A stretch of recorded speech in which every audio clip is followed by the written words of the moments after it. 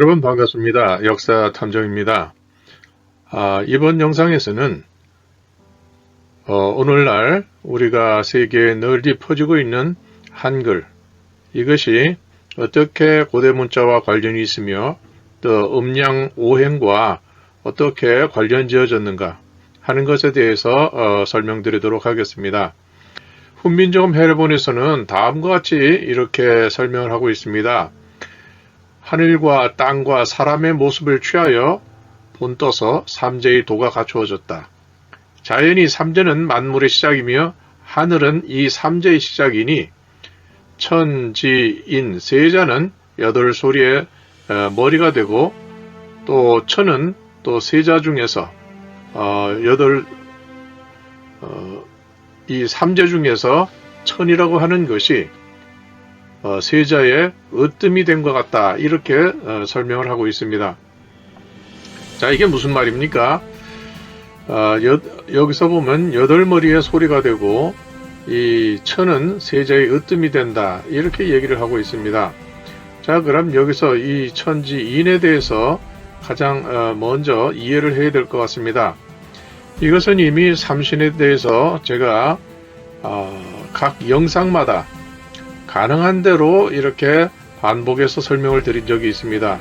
그것은 우리의 모든 유물이나 또 음양 오행으로 대표되는 그런 만물에서 일어나는 그런 현상을 이해하고 해석하는데 가장 중요한 바탕이 되는 것이 천지인이기 때문에 이것이 어떻게 적용되었는가 또 어떻게 바라봐야 되는가 하는 것을 말씀드리고자 합니다. 먼저 천자의 본래 의미입니다. 천자는 이렇게 해를 상징하는 이 동그라미가 있고 원형이 있고 그 다음에 여기에서 이렇게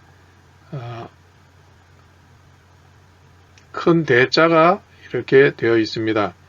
다시 말하면 이것은 해를 나타내는 것이고 이 밑에 목에서부터 다리까지 이것은 큰 대자라는 상형문자입니다. 그래서 천이라고 하는 것, 하늘천, 하늘이라는 말 자체가 본래에는 하날, 한알 이래 되는 것입니다. 이것이 연음으로 붙여서 읽으면 한알 이렇게 되는 것이죠. 그 옛날에는 하날님 이렇게 얘기를 했습니다. 그렇기 때문에 이 큰 해라고 하는 것은 우리가 살펴볼 때에 이 하나님을 나타내는 이 해 말고 다른 해가 또 있다는 것을 우리가 알 수가 있습니다. 그 다른 해라는 것은 무엇입니까? 이분이 가장 큰 해님이니까 작은 해라고 하는 것은 이분 다음에 자손으로서 태어난 그러한 해 집안의 후손들을 말하는 것이죠. 그렇기 때문에 우리의 건국 신화에서는 반드시 해의 이미지와 관련된 그러한 자기 소개가 나타납니다. 그것은 무엇인가 하면 바로 이분이 이 큰 해로 나타내는 하나님, 이 하나님의 자손이고 자기는 그분의 정통을 이었다. 정통적인 계승자다. 이렇게 나타내는 것입니다. 그러므로써 하나님의 자손이라고 하는 것은 자기가 나라를 세우고 또 경영할 그런 가장 적임자라고 하는 것을 표현하는 내용이 되는 것입니다. 자, 어쨌든 이 하나님은 모든 것을 가능케 하는 분, 이렇게 아주 전능한 그런 인물로서 이렇게 받아들이게 되었습니다. 그렇기 때문에 가장 큰 해니까 그냥 해로서 이렇게 동그라미만 이렇게 해도 이분을 나타내는 것입니다. 그래서 이분은 오늘날 우리가 태극기 중앙 한복판에 있는 원형, 그분이 바로 이 해님인 것입니다. 그래서 이분이 하나님이죠. 그래서 단 하나의 원이 이렇게 그려져 있다 하는 것은 바로 최초의 하나님 이 천을 나타내는 것입니다. 같은 표현입니다. 그리고 그 자손들도 이분을 따라서 자신이 아래 속한 그런 인물이다 하는 뜻으로 자기 자신도 이렇게 해로 나타냅니다. 그것은 아버지가 김씨면 그 자녀들도 역시 김씨라는 것을 앞에 달고 있는 것과 같습니다. 그러니까 이분이 최초로 해님이었기 때문에 이분의 자손들은 다 자신이 이 해에서 태어났다. 이런 얘기를 하게 되는 것이죠. 이 해의 다른 말은 바로 알이라든지 또 밝은 빛이라든지 나중에는 이런 해와 관련된 그러한 특성들을 나타내면서 자기가 그 정통성을 가진 자손이라고 이렇게 설명을 하는 것입니다. 그 다음에 지라고 하는 것. 그래서 이분은 자신의 이름이 무엇이냐? 이제 소위 말해서 시칭이라고 하는데 이 시칭이라는 것은 특정할 수 있는 그 한 사람만이 갖는 글자, 이름입니다. 그래서 이분은 이 하나님, 최초이시죠. 하나님은 바로 이렇게 세워진 직선으로서의 이것을 나타내는데 이 글자는 발음이 신이 됩니다. 신. 그 다음에 지라고 하는 것은 무엇입니까? 이분이 최초의 하나님이기 때문에 원래 상하 대칭으로 또 그 다음 사람이 그 이름을 받아야 되는데 여기서는 상하로 해도 결과는 똑같기 때문에 부득이하게 이건 90도로 해서 이렇게 옆으로 횡으로 했습니다. 역시 발음은 신입니다. 그러나 이 하나님을 나타내는 것이 아니라 이 하나님의 따님이 되는 뉘조를 나타내는 것입니다. 즉 여신입니다. 그 다음에 인이라고 하는 것은 무엇입니까? 인이라고 하는 것은 이렇게 빗금으로 나타내게 됩니다. 왜냐하면 이분도 신씨 집안의 아드님이기 때문에 바로 이렇게 신이라고 표현을 해야 되는데 그것을 이렇게 최초의 하나님과 또 90도 꺾은 이 신, 그 다음에 어떻게 달리 대칭으로 표현할 방법이 없습니다. 그렇기 때문에 이 두 분 사이에서 태어난 인물이기 때문에 여기에서 사선으로서 이렇게 신이라고 하는 것입니다.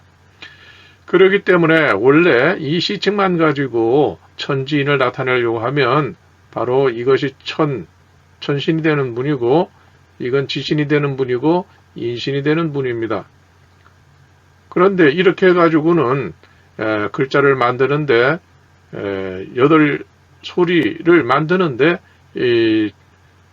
상당한 그 장애가 있기 때문에 바로 최초의 하나님이 되는 큰 해님 이분을 나타내는 또 다른 상징 이 해를 가지고 이렇게 해놓고 이 빗금으로 이렇게 그어야 될 이 인신은 바로 그 대신에 세워서 이렇게 신으로 표현을 바꾸게 된 것입니다. 그래서 원래는 천지인 이렇게 되어야 되는데 이분을 통해서 천지인으로 이렇게 변화가 된 것입니다. 자, 그래서 천지인으로 이렇게 변화가 된 것입니다. 그래서 이 천지인이라고 하는 것은 또 한편으로 보면 다음과 같이 됩니다.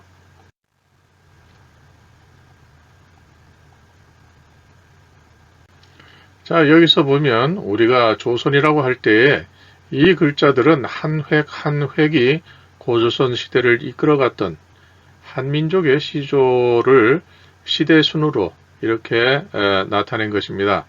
이것은 한나라 때로서는 이렇게 글자가 되지만 그 이전으로 올라가면 본래의 글자는 이렇게 됩니다. 그래서 천지인을 본떠서 삼재의도가 갖춰졌다 하는 것은 바로 천신, 지신, 인신 이분은 시칭은 이렇게 되는 것이죠.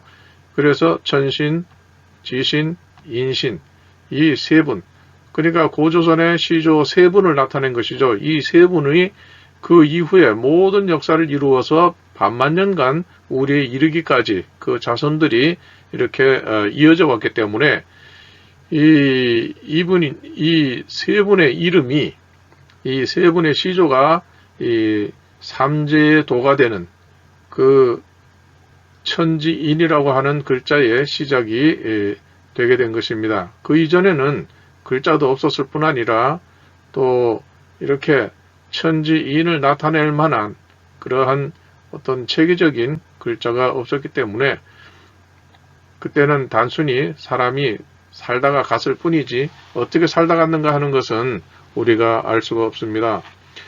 그래서 이 천은 작게 변화를 일으켜야 되기 때문에 이렇게 동그라미를 작게 하고 지, 인 이렇게 되어 있습니다. 그러면 여기서 여덟소리라고 하는 것은 뭐냐 하면 모음을 말합니다.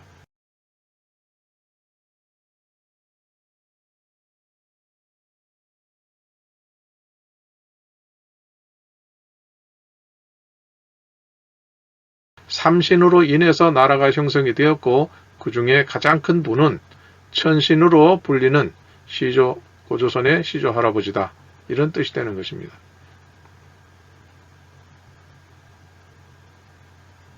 그러니까 천진으로 인해서 여덟 소리의 머리가 된다. 다시 말하면 모음이 8개가 되고 또 삼재 중에서 이 천 최초의 햇님, 최초의 하나님, 하늘천 하는 이 분이 바로 삼신 중에서 가장 으뜸이 되는 분이다. 이런 뜻이 되는 것입니다.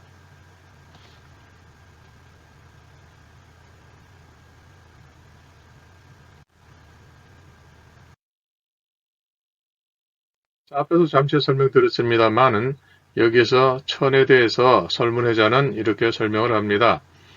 전야, 지고무상, 종일대, 타전절 이래 해가지고 여기서 보면 이 전이라는 것은 여러 가지의 뜻이 있어요. 그래서 이것을 어떤 뜻을 취해야 되겠느냐 하는 것이 있는데 여기에서는 이 전이라고 하는 것은 이마, 정수리, 가장 높은 최고 뭐 이런 뜻이 있습니다. 그리고 여기에 보면 지고무상 뭐 아주 높아서 위가 없는 그런 분, 가장 높은 분이다 이런 뜻이죠. 그리고 이 종이라고 하는 것은 형상을 이렇게 본떴다는 것입니다. 그러면 일이라는 글자와 큰 대자를 본떴다 이렇게 설명을 합니다.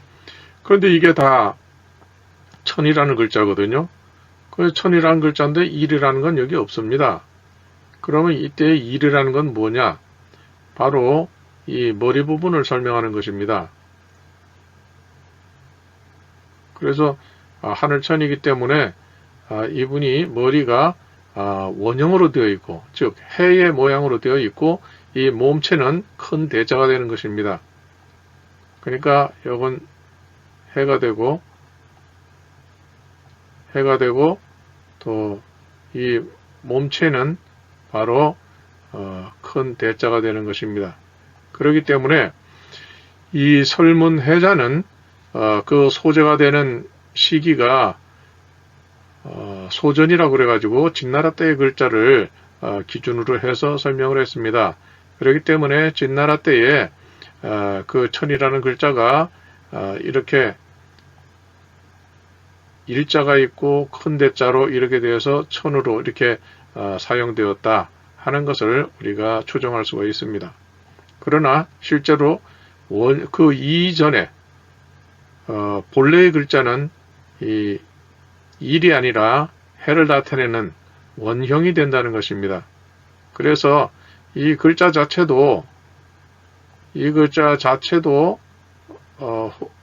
설문해자에서는 날, 일 이렇게 설명을 해놓고 있습니다. 즉 이것도 역시 해를 나타낸다 하는 뜻이죠. 그래서 후대에는 이걸 알이라고 이렇게 말을 하기도 합니다. 그래서 이 설문해자가 본래의 글자가 나타났을 때보다 2000 한 400~500년 후에 이렇게 설문해자가 설명을 하는 거기 때문에 그 수천 년의 그 차이를 갖고 있으니까 본래의 글자를 파악하지 못했던 것 같다 하는 그런 생각이 드는 것입니다. 이것은 본래는 이렇게 되어야 맞습니다. 그런데 몸통을 나타내야 되니까 사람의 형상으로 하다 보니까 이 본래의 이러한 모습으로 하게 되면 사실은 좀 부자연스러운 정상적인 사람이 아니고 이 가슴이 없는 그런 사람으로 나타나게 되죠. 그래서 이것을 뒤집어서 이 불의 모양을 이렇게 표현해 놓았습니다. 왜냐하면 이분이 불의 원천이 되는 태양, 햇님이기 때문에 바로 이 해의 상징이 되는 불을 여기다 이렇게 한 것입니다. 그래서 이분이 불 임금님이 되는 것이죠. 그 다음에 여기에 보면 여기도 전체적으로는 이렇게 동그란 해가 있고 또 이렇게 팔이 있고 그 다음에 몸을 나타내는 이런 천자가 되어 있습니다. 천이라고 하는 것은 여기 있는 것처럼 종, 일대 해가지고 일과 대자를 그린 것이다 이렇게 하면 안 되고 원래는 종, 그 다음에 일대 해가지고 이때의 일은 해를 나타내는 바로 일대 이렇게 설명을 해야 본래의 하늘천, 하나님, 천 이것을 제대로 설명하게 되는 것입니다. 여기서도 보면 우리가 흔히 하나님이라 그러면 사람이 아닌 어떤 전지전능한 존재 그러한 것을 연상을 합니다. 그러나 한민족의 하나님은 그렇지가 않습니다. 이 천이라고 하는 것 이것은 설문의자에서 설명한 것처럼 전 이렇게 되어 있습니다. 이때의 전이라고 하는 건 이마, 정수리, 근본 이것을 얘기합니다. 그러니까 한민족의 그 근본이 되는 분, 시조가 되는 분, 그리고 모든 성씨를 낳게 된 최초의 인물 그런 것을 여기서는 나타내는 것입니다. 그래서 이게 하늘천, 이렇게 하나님천 이렇게 되어 있습니다. 다 그렇게 표현하고 있습니다. 그런데 여기에 보면 부신 일이 되어 있어요. 이것은 뭐냐 하면 아버지 부자의 이 신입니다. 이때의 신은 제국고신을 말합니다. 제국고신이 누군가에게 너는 하늘천이라고 이렇게 이름을 붙여주었다. 너는 천이라고 해라. 이런 의미가 되는 것입니다. 그러니까 이것은 최초의 하나님이 아니라 하나님의 자손 중에서 누군가가 그 하나님의 지위를 이었기 때문에 그 정통성을 이 제국고신 씨가 이렇게 인정을 해준다. 이런 뜻이 되는 것이죠. 자, 그 다음에 여기서도 천이죠. 이건 만든다는 작자입니다.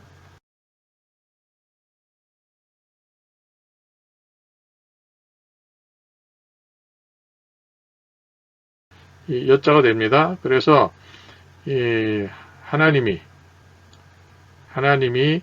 이 여씨에게 이 글자가 들어있는 청동기물을 만들어 드렸다. 이런 뜻이 됩니다. 그렇다면 여기에 표현된 것처럼 하나님이라는 것은 눈에 보이지도 않고 뭔가 기운으로서만 존재하는 그런 전지전능한 존재가 아니라 우리처럼 이 땅에서 몸을 입고 살다가 삶을 마감한 그런 인간으로서의 이 하나님을 여기서 나타내는 것을 이 근문을 통해서 알 수가 있습니다. 자, 지라고 하는 것을 한번 살펴보겠습니다. 지라고 하는 것은 이것이 고대에는 이런 글자가 없었습니다. 그 뒤에 나타나는 것입니다. 그러니까 이것은 토자와 야자가 합쳐진 것입니다. 토자와 야자가 합쳐져서 우리가 아는 땅 지자가 됩니다. 이 토자만 가지고도 땅이고 야만 가지고도 사실은 땅입니다. 그래서 이 최초의 글자 두 글자가 바로 이 땅의 성격을 알려주는 것입니다. 자, 여기서 보시면 이것이 토자입니다. 토자인데 여기서 보면 이게 밑에 옆으로 되어 있는 이 지자가 있고 불꽃 모양으로 있고 또 여기에 해를 나타내는 이 작은 원이 들어 있습니다. 이것이 삼신이 갖고 있는 세 가지의 공통된 특징이 여기에 아주 잘 표현이 되어 있는 것입니다. 삼신을 설명하는 거기에서 기본적으로 이 세 분의 신씨가 가지고 있는 특징은, 공유하고 있는 것은 자신들이 최초의 하나님, 그분의 자손이라는 뜻으로 해를 자기들이 나타내고 있고, 또 하나는 또 그것이 불을 상징한다는 뜻으로 이렇게 불의 모양을 하게 되는 것입니다. 불꽃의 모양으로 나타내고 있고, 그 다음에 이 세 분은 이것은 공통적으로 갖고 있지만 누군지 특정하기 위해서 나타내는 것은, 최초의 할아버지는 세워진 이 글자, 그 다음에 따님은 누운 이 글자, 그 다음에 아드님은 그 후에 나타났기 때문에 이렇게 사선으로서 이렇게 표현을 하게 됩니다. 그래서 여기에서 보면 이 토라는 글자는 자기가 바로 천지인 할 때 따님이 되는 이 옆으로 된 신자와, 그 다음에 불을 꽃을 나타내는 것과, 또 자기가 시조인 최초의 하나님, 그분에게 속한다고 하는 것, 이것을 아주 정확하게 여기 이렇게 세 개의 요소가 다 표현되어 있습니다. 그 다음에 야자는 무엇이냐? 야자는 이것은 토템인데요. 바로 하나님의 따님으로서, 여기 되어 있죠. 하나님의 따님으로서 이 야자라고 하는 것은 이 여자라는 글자와 같습니다. 자, 이 최초의 이 하나님의 따님은 뉘조인데, 뉘조가 한 것은 노예를 치는 것이었습니다. 그 노예를 치는 것이기 때문에 이 노예는 이런 식으로 표현이 되는 것이죠. 그때는 모계 사회였기 때문에 그때의 방식으로는 남편과 아내가 그 당시의 룰에 따라서 2대2의 혼인을 하게 되어 있습니다. 즉 마누라가 둘이고 서방이 둘인 것입니다. 그것은 훗날 백나문이라는 경제학자가 거기에 대해서 상당히 푸나로아라고 하는 개념으로 상당히 상세하게 설명을 했습니다. 그래서 이 누에를 간략하게 표현한 것이 바로 이 을자입니다. 을자입니다. 이것은 큰 누에이고, 또 작은 마누라가 되는 또 다른 작은 누에는 이렇게 대칭으로 되어 있습니다. 그리고 이것은 이런 식으로 되어 있습니다. 이것은 뭐냐면, 이거는 서로 엮는다, 하나가 되었다, 결합한다, 이런 뜻이 되는 것입니다. 그렇기 때문에 이 누에 두 마리라고 하는 것은 곧 여성 둘이라고 말하는 것입니다. 그래서 두 여자가 합쳐서 한 집에 산다, 이런 뜻이 되는 것이죠. 그래서 이 글자가 바로 이 큰 누에,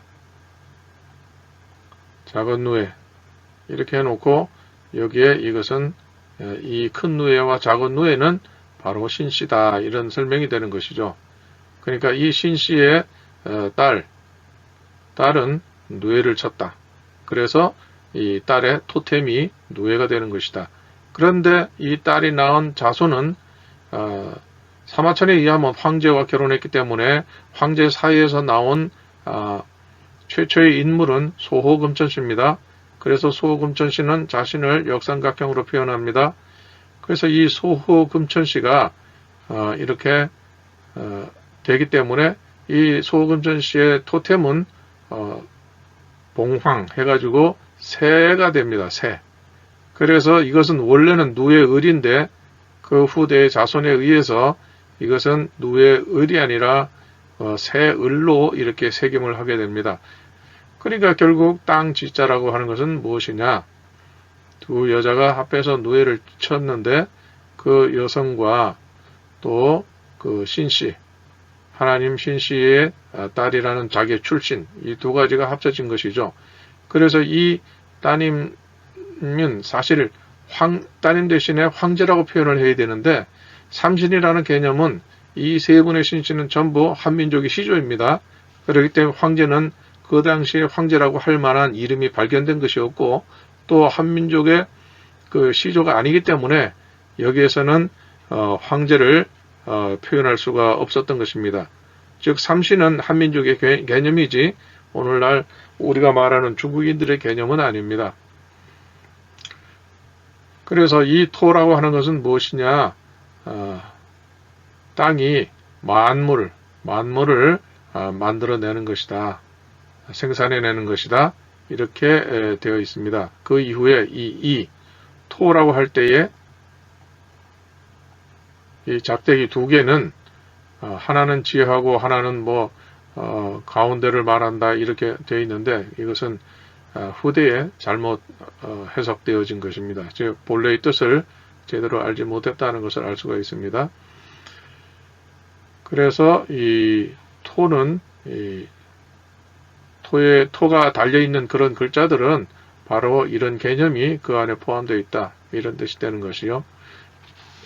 그래서 한자의 시작은 바로 고조선이라는 삼신으로부터 시작되었으며 따라서 이것은 한민족에 의해서 시작된 글자가 한자다. 그 이후에 이 황제족이 한민족과 이렇게 혼인하는 관계가 되면서 그 이후에 그들의 정체성을 반영하는 그러한 글자가 나타나게 된다 하는 것을 알 수가 있습니다.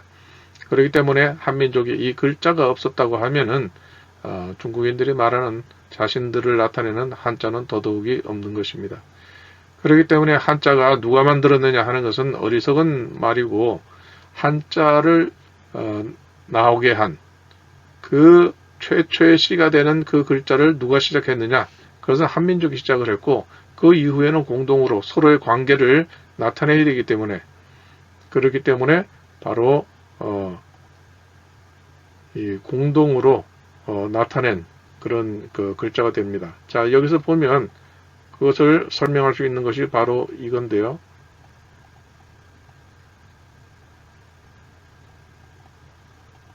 여기서 보면 이렇게 한 사람이 조선할 때에 조라고 하는 세우전 작대기와 또 시조 할머니를 나타내는 뉘조를 이렇게 자기의 정체성 시조라고 붙들고 있습니다.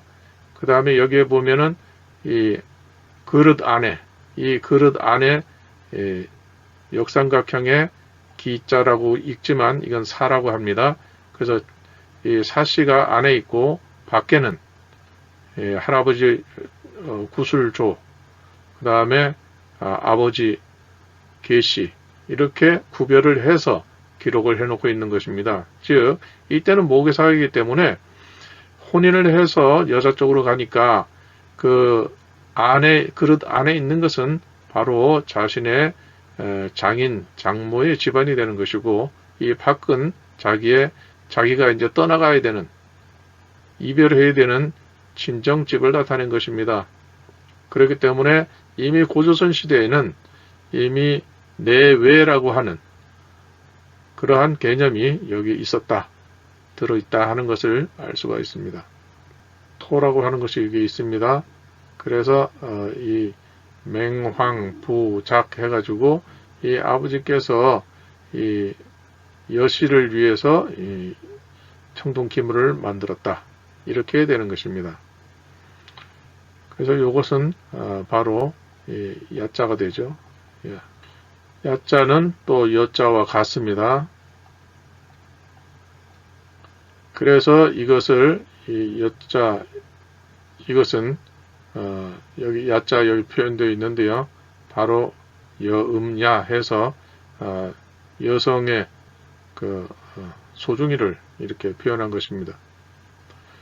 그러나 본래의 모습은 이것도 바로 이렇게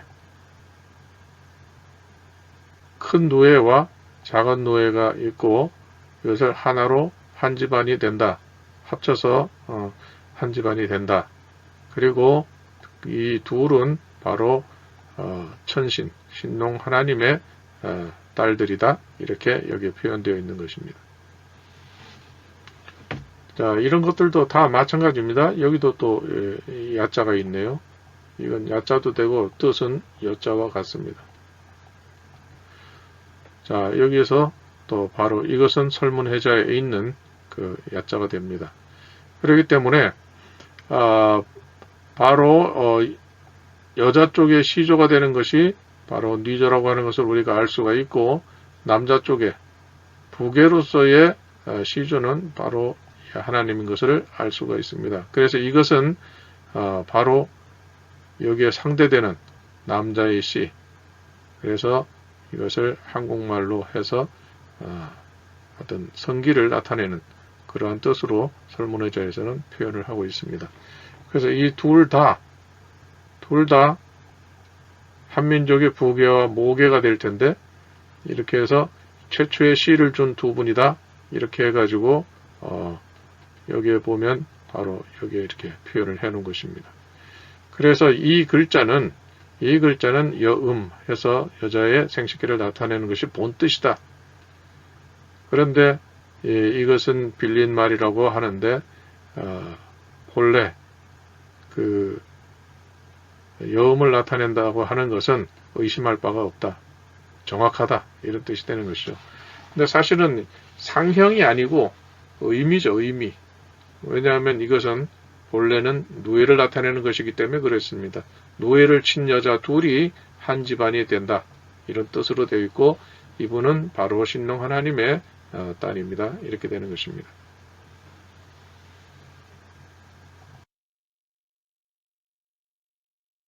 자, 그래서 여기서 보면 땅이 생물을 내는 것이다, 이렇게 됐고, 밑에는 별로 이건 참고할 바가 없고, 단지 발음은 토가 된다 하는 것.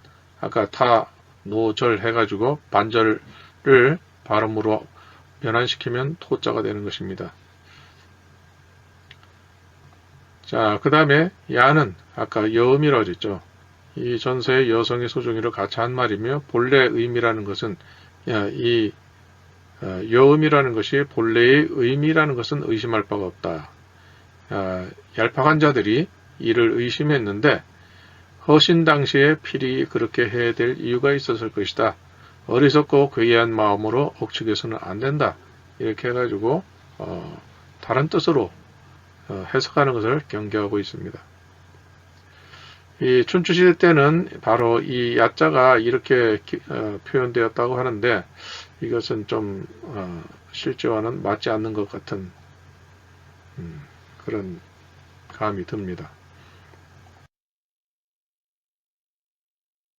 자, 천지 인 중에 인이라고 하는 것, 이것을 보면 여기에 인이라는 것 알 수 있는 것이 바로 이 글자입니다.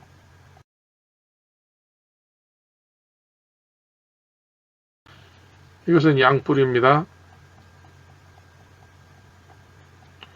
이건 눈 목자입니다.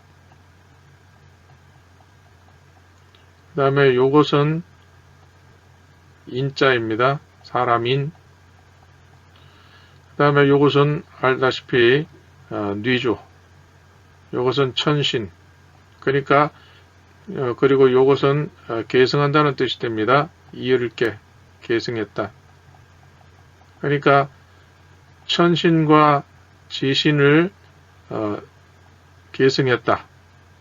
그 사람이 바로 이 글자다. 그러니까 이 사람은 누구냐? 천신과 지신을 계승한 양족의 우두머리 인, 이렇게 되는 것이죠. 그래서 여기서 보면 아까 말씀드린 대로 천지인 할 때 시측만 가지고 한다 그러면 천지인 이렇게 된다고 말씀을 드렸어요.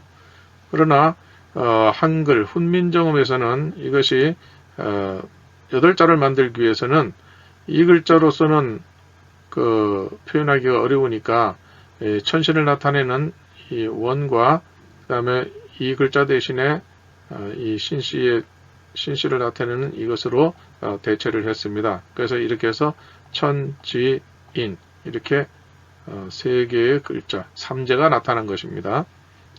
자, 여기서 예절, 이것에 대해서는 다음과 같이 설명합니다.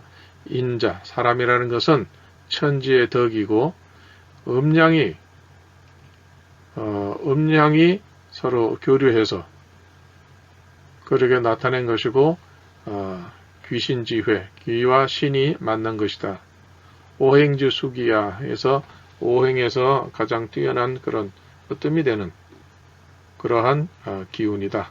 이렇게 했는데 당연히 이 인이라고 하는 것은 바로 신농 집안과 이 귀로 나타내는 이 집안이 합해져 가지고 두 족단 사이에서 태어난 인물이다. 바로 그런 뜻이 됩니다. 그러니까 신이라고 하는 것은 우리 쪽이고 귀라고 하는 것은 이 신농 하나님 따님의 배우자가 되는 그쪽을 말하는 것입니다. 지금 여기 보시는 제자해에 이것은 번역을 한 것인데요. 한번 보시겠습니다. 천지의 도는 온전히 음양 오행이니 곤이 반복되는 사이가 태극이며 운행과 멈춤이 있으니 후에 음양이 생긴다. 무릇 생명이 있는 천지간의 모든 존재들이 음양이 없다면, 즉 음양의 이치가 없다면 어떠하겠는가?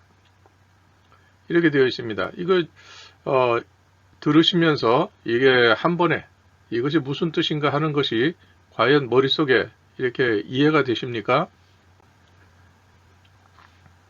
여기서 이것은 생소하신 분도 있고 이것을 또 뜻을 안다고 해도 정확하게 이 개념을 설명할 수 있는 그 입장이 되지 못할 것으로 봅니다. 그래서 여기에서 보면 이 천지의 도라고 하는 것은 이 글자 자체가 천이라는 것은 바로 하나님 천, 이건 따지 해가지고 땅을 말합니다. 그래서 그 설문해자에서는 이 지라고 하는 것, 그것을 땅으로 설명을 하고 있는데요. 그것이 고대 상용문자에서는 이렇게 옆으로 그은 이것을 땅이다. 이렇게 설문해자에서는 설명을 하고 있습니다. 즉 이것은 본래는 신으로 읽는 것이죠. 그래서 이 글자는 원래 시작이 되는, 기원이 되는 이분이 그 따님에게 알려준, 그러니까 정해준 이름이 바로 이렇게 옆으로 된 신자가 되는 것입니다. 그런데 이것은 후대에는 글자가 다른 것과 합쳐졌을 때, 그때에 이것을 신이라고 읽고 요 자체로서는 숫자로 볼 땐 1이라고도 읽고 설문의자에서는 이것의 뜻은 땅이다. 이렇게 설명을 하고 있습니다. 또 마찬가지로 여기에서 그 다음에 여기가 A라고 하는 족단이 되면 여기는 B라고 하는 족단의 모계 쪽에 시조가 되는 것입니다.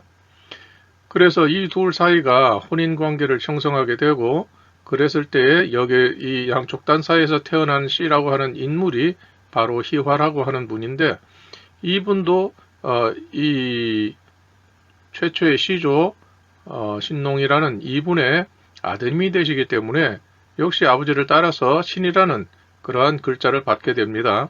그래서 이 신이라는 글자를 받지만 이거 둘 다 신으로 읽죠. 그때 당시는.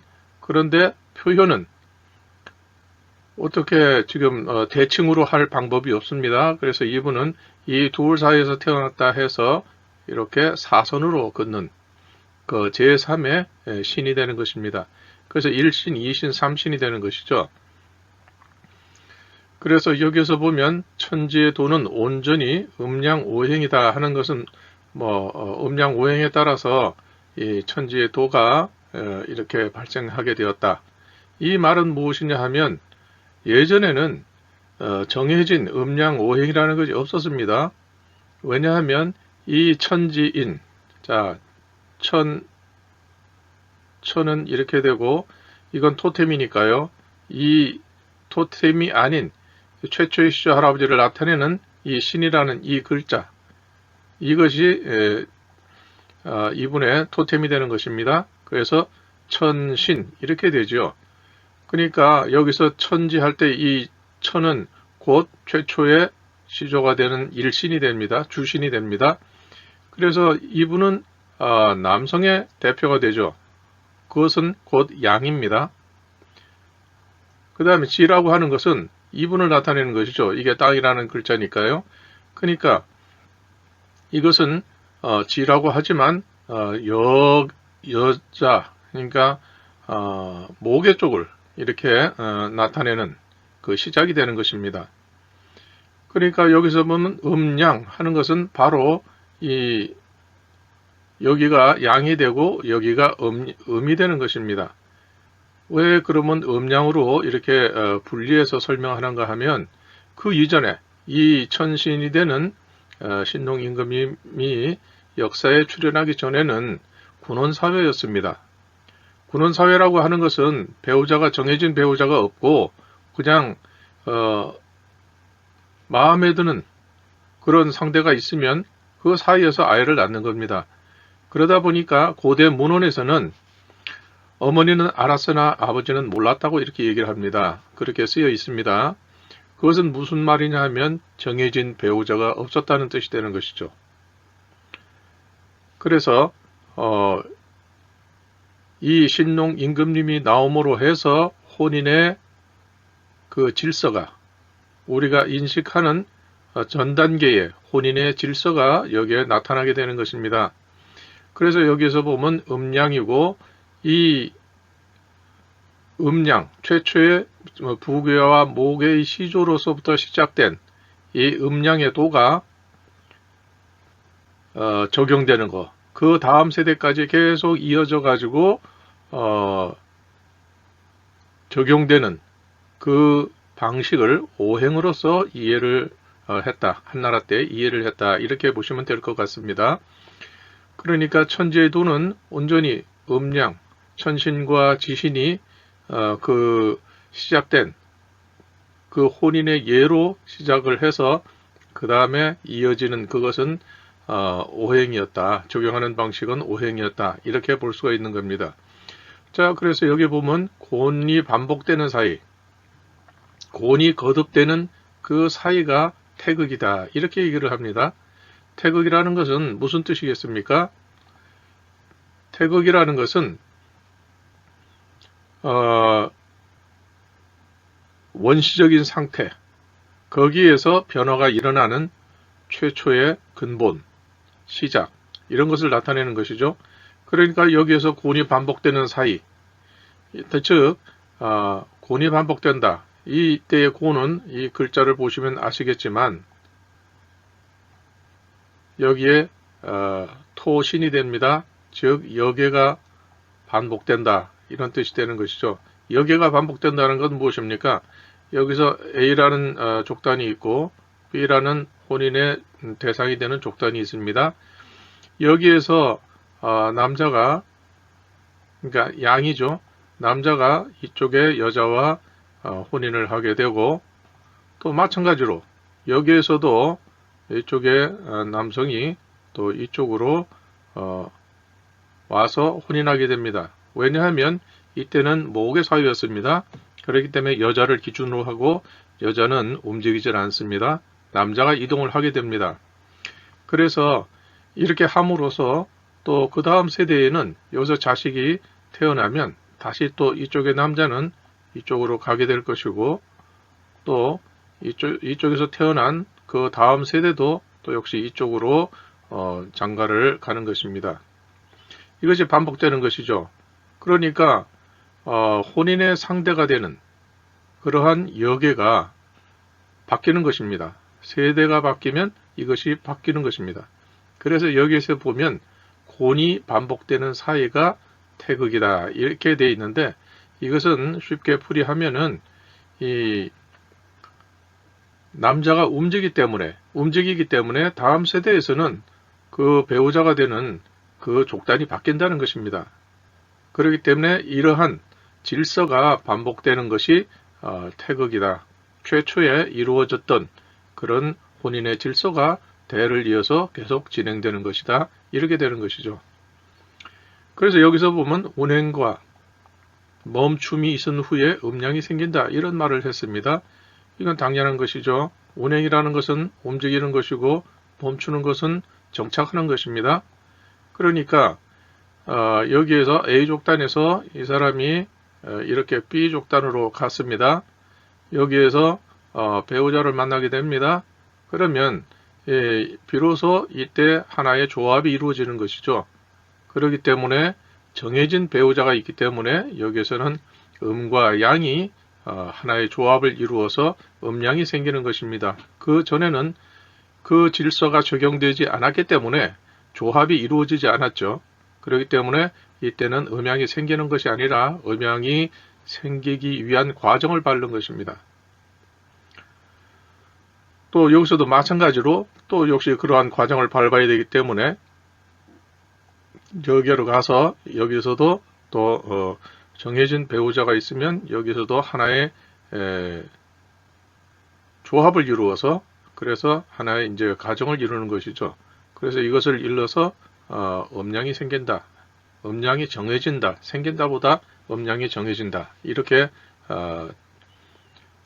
이해할 수가 있겠습니다.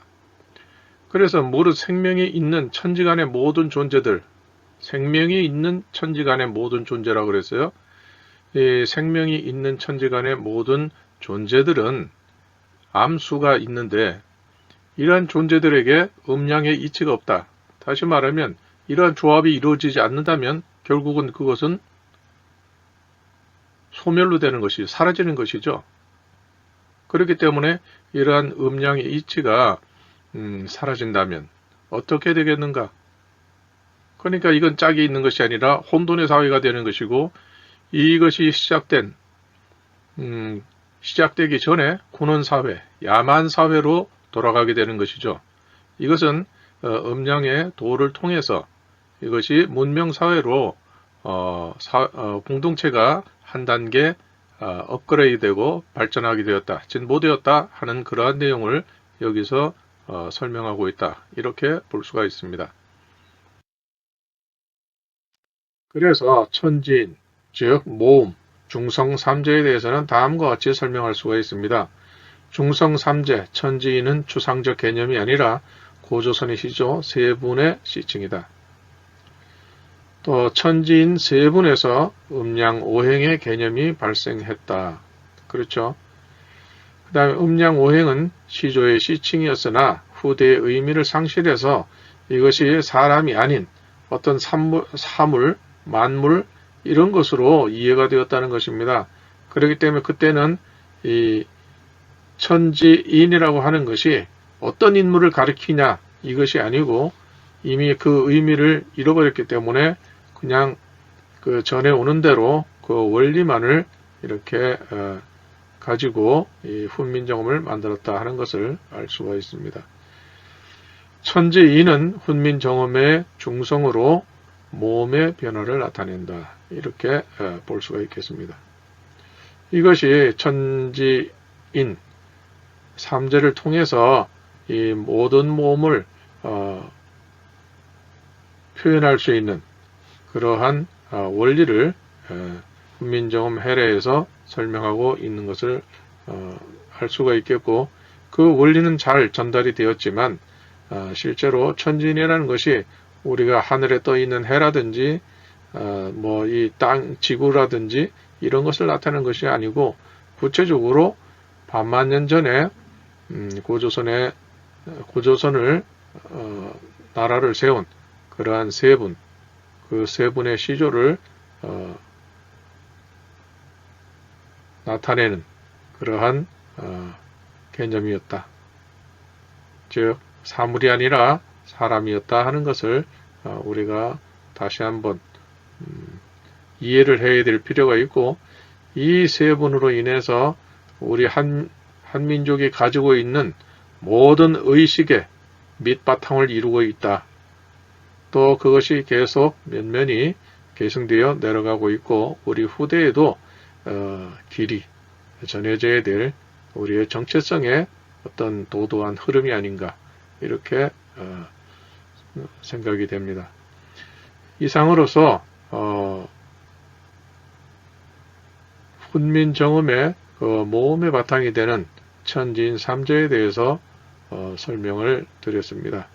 잘 이것이 실제로 어떤 칠판이라든지 여기에 써서 이렇게 설명을 해야 될 텐데 그렇게 되지 못해서 제가 한 설명 자체도 어렵게 느껴지지 않겠는가 하는 그런 우려가 있기는 합니다.